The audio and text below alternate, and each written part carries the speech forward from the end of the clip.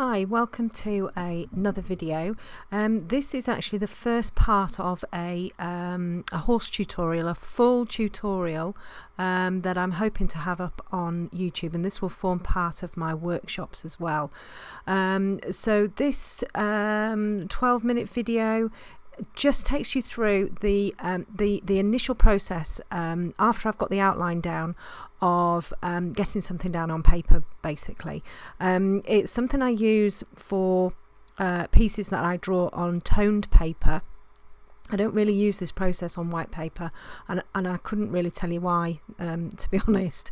It's just something that I prefer to do on toned paper, and it works really well. Basically, I add in all of the highlights that I can see, and it just gives me a really good base to start my drawing. So this is a portrait that I did earlier in the year. It's from one of my own photographs, and the reference photo is in the corner there. One thing I just want to point out is that I don't draw on a flat surface. I draw on a raised board on an angle. So the horse's head, just looking at it now, it's a little bit foreshortened. It doesn't look quite in proportion as the reference photo, and that's purely because of the angle of the camera, but it shouldn't make a difference really. You can see what I'm doing, you can see the pencil strokes I'm doing, so it should be okay. So I've started off with a sky blue polychromos. I should say I'm working on Pastelmat. It's the dark grey Pastelmat, and I think this is a 13 by 19 inch, so half a sheet. Started off with the polychromos, the sky blue, just to get in those lovely blue highlights that you can see there on the top bits of his mane, and actually they remain blue throughout the portrait. And then I went in with a polychromos ivory, and then changed my mind, and I've gone to my usual Caran D'Ache white Pablo, which is absolutely brilliant for just adding in this first layer. I don't use a white polychromos to put the first layer in, because I find it quite difficult to layer over the top of the white polychromos. It tends to go a little bit shiny, but the Pablo is a little bit, I want to say chalky. It isn't chalky, but it's just it's got a really good feel when it goes down on the paper. And yeah, I tend to use that one, in the beginning of all my layers. So all I'm doing here is, and it's dead easy, I'm just adding in all of the really light bits that I can see, and it just gives a little bit of form. It just makes me want to carry on drawing, really. It makes it, I always say, once you get past this stage, you could almost leave it like this. You could almost leave it as a completed drawing, because it just looks great. It's all in white. You've got all of the highlights, and it is just, I think it looks great.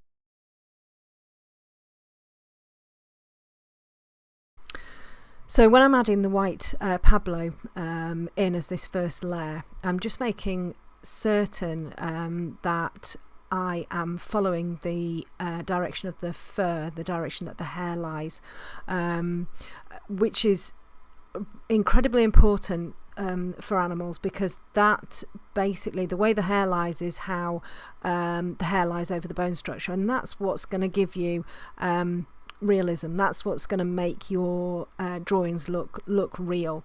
And if you've got a first layer that's kind of giving you that bone structure almost, it's going to really help later on when you start to add the layers, add the colours, add a bit more richness and form. So that's basically what I'm doing. I'm following the direction of the hair. I'm being quite sort of rough with my marks. You know, I'm not being really precise. I mean, obviously in the eye, you know, I'm just adding a little bit of highlight there. I'm not adding the whole highlight, because I'll come back in and I'll do that in the next video. You know, but just adding in those highlighty bits that's going to really help me when I start to add the layers and the detail. I just want to say here, I apologise for the state of my fingernails. I have a very large Newfoundland cross dog who is constantly out in the garden and constantly coming in and having to have, when I drew this, it was a bit wetter, so having to bring her in and then dry her paws and everything, and clearly I have forgotten to clean my fingernails, so I probably need to start wearing nail polish or something. So please don't focus on the fingernails, focus on what I'm doing with my pencil instead. So you can see I'm making marks, and I'm making them quite quickly. You know, it's more sort of like a sketchy movement. But again, you know, following the reference photo really closely, and making sure that the marks I'm making are in the direction of the fur. Just really important. Horses' faces, the fur direction changes all of the time, you know, and it is really important to get it going in the right way. You know, so there's no scribbling or anything like this, even though it looks like I'm scribbling a little bit, but there's no scribbling at this point. It's clean mark making, and it's always in the right direction. I mean, it's not necessary to do what I'm doing at the moment. It's just what I do. It's what I like to do, and it just helps me. You know, this process at the beginning of the drawing, it just really helps me. And it's almost a thought process as well. You know, you're starting a new portrait. I've already done some visualization before I've even put pencil on paper, before I've even chosen the color of the paper. I've already done a lot of visualization to, you know, work out in my head what the portrait's going to look like, how I'm going to tackle it, what techniques I'm going to use, and then it comes to, okay, so what colour paper am I going to use? And I tend to, for darker animals, I tend to use the dark grey Pastelmat, just because you're kind of halfway there with your mid-tones and you want to make it easy. And I'll tell you now, drawing white animals or white fur on dark Pastelmat is just a nightmare. It takes so long, and so my portraits are quite, even though I layer an awful lot, they end up being sort of quite delicate, really. And trying to get all of those layers, if you're doing a pale coloured animal, trying to get all those layers on dark Pastelmat is just well, it can be soul destroying, because you just layer after layer after layer, which is why the majority of my pale coloured animals I do on the white Pastelmat, just because it makes it easier, it makes my job easier, and also I think it looks really nice. So that's why I tend to use the darker Pastelmat for darker coloured animals.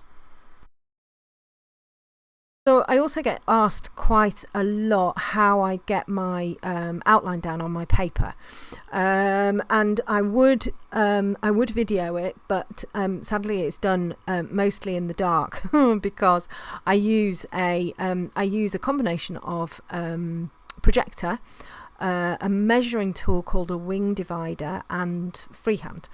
My projector sadly is a sort of like a £25 job from Amazon. I don't think it's even got a name. And basically you put your image onto a memory card. The memory card goes into the slot on the projector. I stick my piece of paper on the wall, and I project the image onto the piece of paper, and I plot in the main details. I am actually saving up for a really good projector, because I think that will also save me a lot of time and energy. So basically, I end up with an outline with things in kind of in the right places, and then I go in with my wing dividers, which is like an architect tool. I have a printout that's the same size as what I'm drawing, and I make sure that my eyes, so I measure the eyes on the printout, I make sure the eyes are the same size on my drawing. I might have to tweak a little bit, and then it's freehand from then on, so joining dots up, that type of thing. I used to do all of my drawings freehand, completely freehand. I did try the grid method, and I just got completely confused with the whole thing. And plus, Pastelmat, if you draw a grid on Pastelmat and you're using the background, or you're not putting a background in, you can't get rid of the grid, and it just made me so frustrated. So I don't use the grid method, and I just find the method I'm using now is it suits me, it works for me. I do freehand drawings. I can draw, and I just think, if you've got a tool that's going to help you, then use it. That's my thought anyway. So you can see I'm kind of nearing completion of this first layer. It's very simple. It's only taken, I haven't chopped any bits out, nothing's been speeded up, it's all real time. It's about nearly 13 minutes worth of drawing, and this gives me a really, really great basis to then start to layer up and start to create the portrait, and it looks quite pretty. Well, I think it looks quite pretty, but you could go a little bit further, adding the white, even if you use like black paper or something, and that could be it, that could be your drawing finished.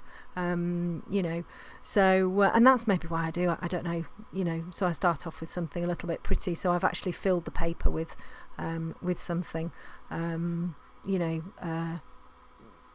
just so it doesn't look like a bare piece of paper, which is always quite daunting. So that's my first layer. The next thing that I would look to start doing usually is to complete the eye. I just think the eye is the most important part of the portrait, and if you get that wrong, well, it's wrong, and then you kind of have to start again. So that's it. That's my first layer down. Polychromos, Pablos, and then I've used the Clairefontaine Pastelmat in dark grey.